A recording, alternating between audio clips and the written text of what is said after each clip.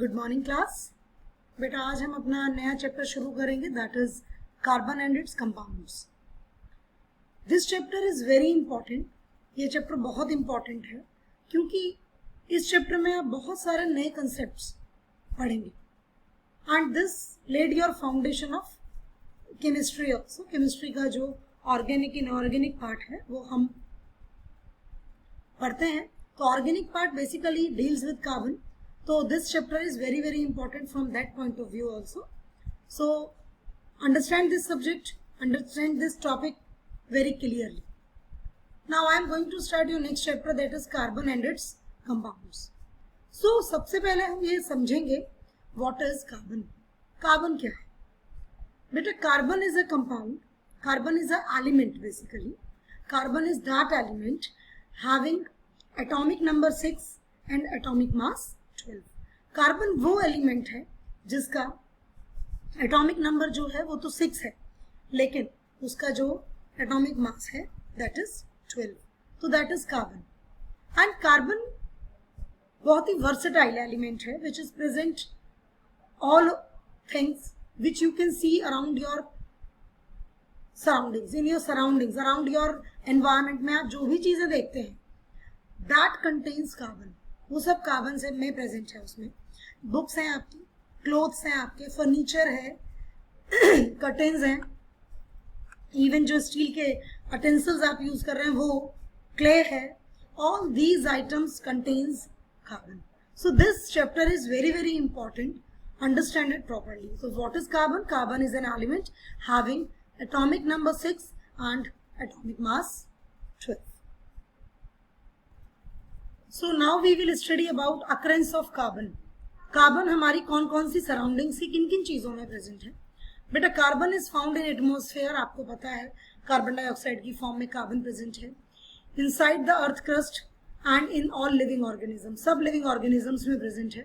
हम जो आटा लेते हैं रोटी के रूप में, चावल खा रहे हैं या कोई भी चीज, हम जो प्लांट प्रोडक्ट खा रहे हैं या एनिमल प्रोडक्ट खा रहे हैं, ऑल कंटेन्स कार्बन, सब में कार्बन है.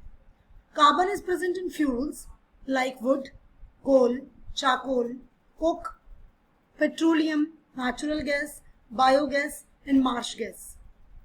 बाकी चीजों का मतलब आपको समझ आया होगा. मार्श गैस वो गैस जो मार्शी एरियाज में मिलती है बेसिकली, ठीक है?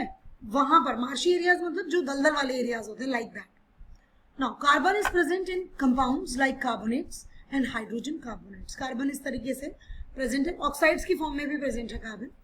Carbon is found in free state also as diamond, graphite, fullerenes. So this is about the occurrence of the carbon, कि कार्बन किस तरीके से प्रेजेंट है. और कार्बन जो है हमारी लाइफ का एक ऐसा पार्ट है जिसको हम अपनी लाइफ से अलग नहीं कर सकते. तो carbon element is very important. Again you study about the carbon element.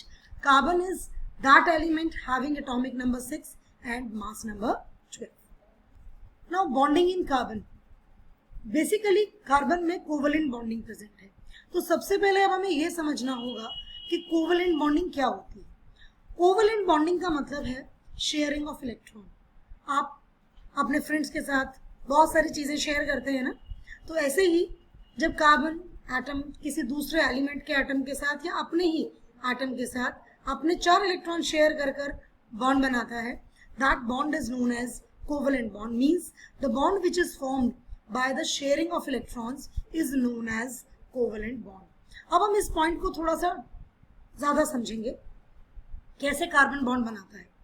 We know that the atomic number of carbon is 6. हमें पता है कार्बन का जो एटॉमिक नंबर है वो 6 है, and the electronic configuration or the electronic arrangement is 2,4. So it requires 4 more electrons to complete its octet. अपना octet complete करने के लिए उसे 4 और इलेक्ट्रॉन्स की जरूरत है. तो अब बेटा ये जो 4 इलेक्ट्रॉन्स हैं ये किसी और एलिमेंट को दे देना नॉट एन इजी जॉब, और किसी से 4 इलेक्ट्रॉन ले लेना भी आसान नहीं है. तो क्योंकि कार्बन का साइज बहुत बड़ा नहीं है, कार्बन को अगर हम 4 इलेक्ट्रॉन दे दें तो कार्बन जो है वो स्टेबल नहीं रह पाएगा, क्योंकि उसके अंदर 6 ही प्रोटॉन है, तो बैलेंस नहीं रह पाएगा charge to mass ratio, and that creates a problem. So that is why क्या होता है कि कार्बन जो है वो शेयरिंग कर लेता है. इलेक्ट्रॉन्स की और कोवेलेंट बॉन्डिंग बना लेता है। And that is why carbon के आउटर मोस्ट इलेक्ट्रॉन में शेल में 4 इलेक्ट्रॉन है, इसीलिए हम कार्बन को टेट्रावेलेंट भी कहते हैं। टेट्रावेलेंट का मतलब टेट्रा मीन्स 4, वेलेंट मीन्स उसकी वैलेंसी, कि carbon has 4 electrons in it outer most shell, या carbon requires 4 more electrons to complete its octet, क्योंकि नंबर दोनों बराबर है, तो इसकी वैलेंसी और इसके valence electrons both are equal, both are same. Now we will study how covalent bonds are formed.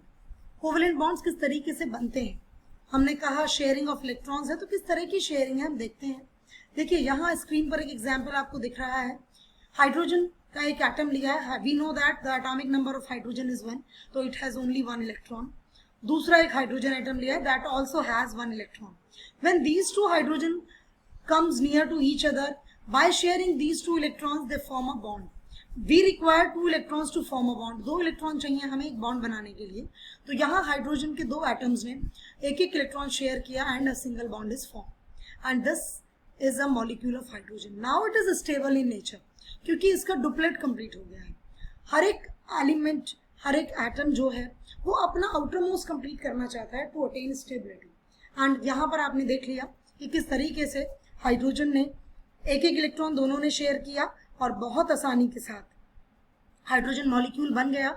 Now it is stable in nature, अब ये स्टेबल हो जाए। You can see the formation of oxygen molecule and nitrogen molecule also. We know that the atomic number of oxygen is 8 और उसका configuration है 2,6, ठीक है। तो 6 इलेक्ट्रॉन जो आउटर मोस्ट में है उनमें से 2 इलेक्ट्रॉन एक एटम ने और 2 इलेक्ट्रॉन एक एटम ने शेयर किए। हमें एक बॉन्ड बनाने के लिए 2 इलेक्ट्रॉन चाहिए, तो यहाँ पर 4 इलेक्ट्रॉन्स हैं, तो डबल बॉन्ड बनेगा and now oxygen molecule is form. Now it is stable in nature, क्योंकि इसका ऑक्टेट कंप्लीट हो गया है।